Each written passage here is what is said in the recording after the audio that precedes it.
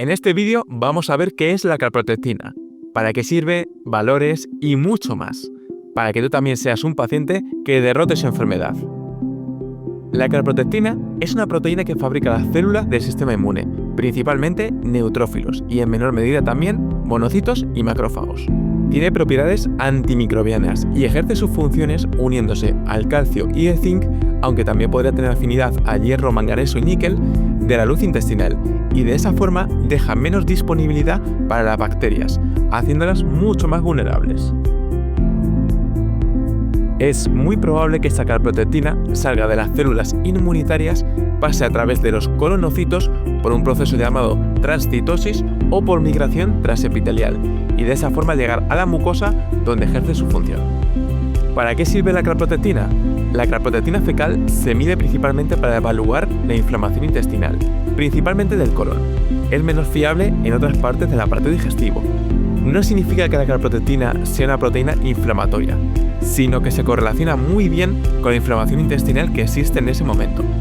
En colitis y Crohn también se correlaciona con el estado de la capa mucosa e incluso con la extensión de la enfermedad.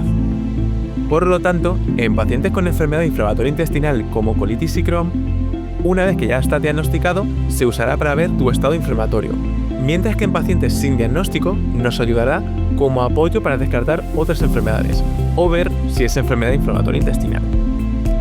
¿Cómo se mide la calprotectina? Se mide a través de una muestra de heces.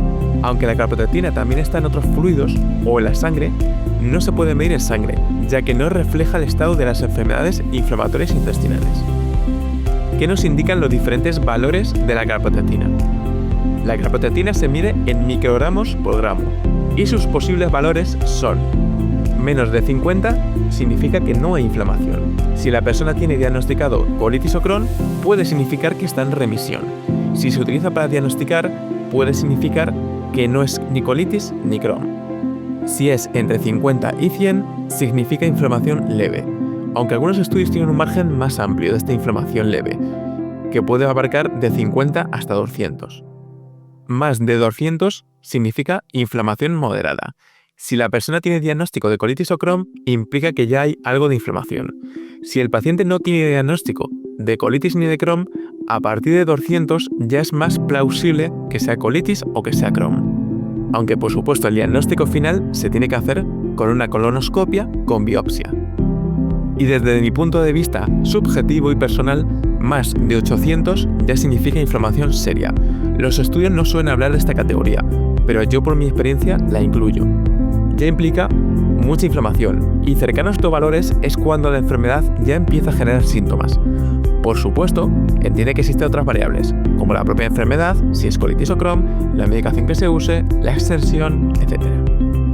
¿Puede la calprotectina no ser real respecto a la inflamación que se tiene y los síntomas? Sí, así es. Hay ocasiones en las cuales una prueba de calprotectina puede salir baja y sin embargo tener síntomas. Esto no es debido a que la calprotectina no sirva como marcador, sino porque hay diferentes variables que la afectan. Vamos a ver algunas de ellas. Un caso es que en tu inflamación intervienen células del sistema inmune diferentes a los neutrófilos. La calprotectina viene principalmente de los neutrófilos, y estas células son las que se suelen elevar en la colitis. No obstante, hay casos en que la inflamación puede venir no de esos neutrófilos, sino de mastocitos, macrófagos, eosinófilos, etc. Y estas células utilizan unos mecanismos inflamatorios diferentes y no tienen por qué generar calprotectina, por lo cual puede haber inflamación sin haber calprotectina elevada. Esto también tiende a ocurrir cuando se utilizan medicamentos inmunosupresores y biológicos.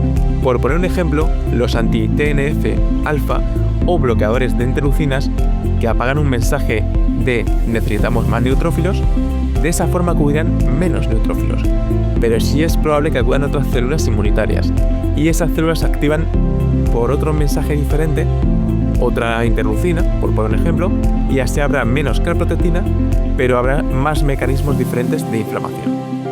Otra posibilidad es que usan la medicación rectal. Te pongo un ejemplo. Si usan medicación rectal como la espuma, que llega a unos 40 centímetros más o menos de extensión desde el ano, si tienes una colitis de 70 centímetros de extensión, es probable que esa espuma sea muy efectiva en esos 40 últimos centímetros, pero en el resto no os llega, y puede haber inflamación en esa parte.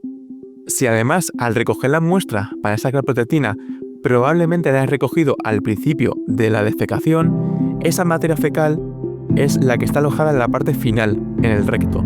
Por lo tanto, la parte donde hacía efecto esa medicación rectal, lo cual quiere decir que habrá menos calprotectina porque esa parte donde ha hecho efecto esa medicación hay menos inflamación. Esto no es 100% preciso, ya que también al pasar la materia fecal por zonas inflamadas sí que va a recoger algo de calprotectina y se va a depositar en esa materia fecal. Pero aún así es la causa que yo más veo en consulta, justamente por la medicación rectal. Esto puede ocurrir también con el Crohn, que es el otro caso. Si la enfermedad ocurre en el ilion, la calprotectina es menos real, ya que puedo sufrir algo de degradación, aunque la calprotectina es bastante estable. Y se puede perder algo al final del colon. También entender que el Crohn en ilion ocurre en capas más internas, en las cuales interviene menos calprotectina, y en ese punto se eleva más la PCR, por lo cual este último sería mejor marcador. Sin embargo, cuando el Crohn es en el colon, la calprotectina es más realista. ¿Puede la calprotectina elevarse debido a otras patologías? Sí, otras patologías como SIBO, Helicobacter pylori, parásitos, cáncer o incluso esclerosis múltiple pueden elevar la calprotectina fecal, aunque no parece que la eleven más allá de 200, por lo cual valores más elevados es muy probable que sean debidos a una enfermedad inflamatoria intestinal, como la colitis o Crohn. En la práctica clínica, la calprotectina es una herramienta muy útil y hay que saber interpretarla bien, según la sintomatología del paciente, medicación que usa y síntomas, pero de verdad es muy útil. Y si quieres revisar los estudios que te pongo o aprender más cosas de la calprotectina, puedes revisar el artículo que te pongo en mi página web y coméntame qué te parece.